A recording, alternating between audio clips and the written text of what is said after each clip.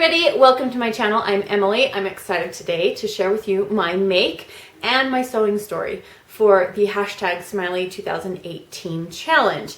Thank you, Athena Cacao. I'm not going to say your name right. From Craftaholic. I apologize. I'm sorry. She's kind of spearheading it. Lisa Kish from And So On, as well as Hattie from Hattie Sews. I'm trying to remember all these and make sure I pronounce them right. I really am sorry if I've murdered those, but they are wonderful ladies. Go check out their channels. They sew some wonderful things and give great encouragement to those in the sewing community. So, what did I make? I made Simplicity 3786. I made View E, and I used part of the sleeve from View D to make my sleeve go down to my elbow. This is a princess seam top with a Peter Pan collar and pin tucks, and I think it's absolutely beautiful. I made one last year with cotton, and this one is made with a suggested fabric of rayon. It's so much better in rayon because it drapes well. I knew it would be, but then to put it on and be able to wear it, I really can tell the difference. So the changes I made were the sleeve, like I said, and then I also changed the seam allowances across the bust so that it would fit me better in that area. And it is a wonderful top. I am going to be making more. It's just a matter of getting the fabric. So that is my top for the challenge, and I can't stop gushing about it, really. I made it last week, and I've worn it 3 times in that week already. Today's the 3rd time, so I love it.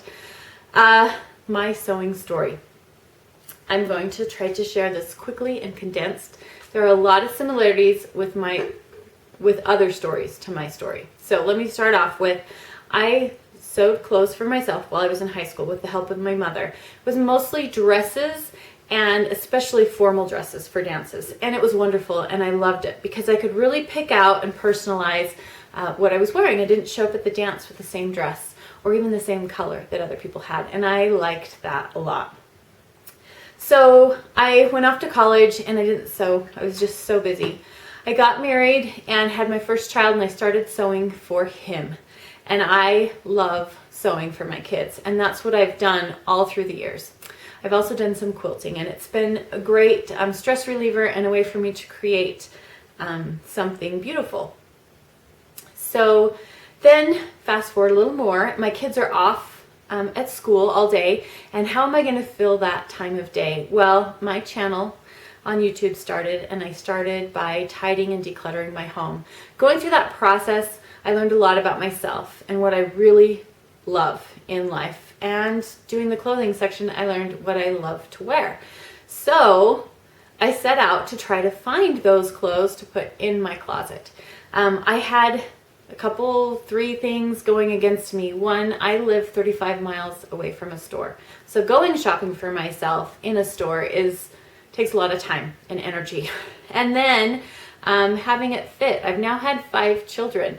I'm not the same size I was when I was in high school. And the other thing was that I was not excited about the styles that I was finding in the stores. So I started doing a subscription, and they would send me the clothes, and I thought that would be nice. That would save me a lot of time. And I did get some great things from that, but there were still things. I didn't like the neckline. It bunched a little bit there. I wanted it to be longer there.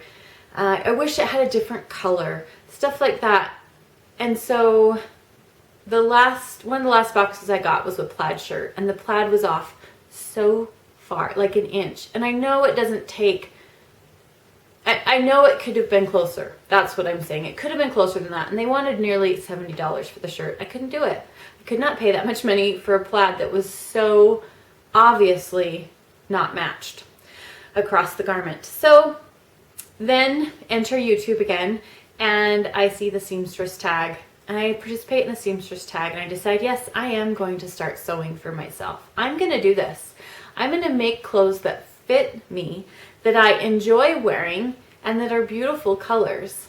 And so I started my journey once again sewing, and I have enjoyed the journey. I haven't had a ton of successes yet for myself, but I'm still sewing for my kids, and that is still something I enjoy doing. But this year, you'll see I will be focusing more on sewing for myself. And this top is just one of the first things that I've made this year for myself, and it is beautiful and I love it. And like as Susie said from Sea Salt and Stitches, you learn as you're sewing for yourself that the numbers, the sizes, the measurements are just numbers.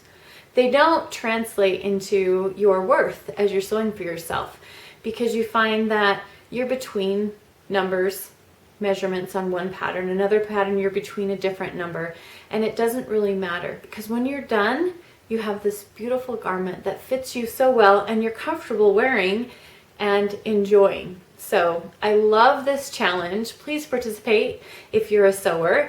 If you're interested in other people's sewing stories, please follow the hashtag and watch for their videos coming up. I am so excited for this. It's so positive about women specifically, I think, that I really am excited to participate. Till next time, everyone, I hope you're sewing up a storm. Bye-bye.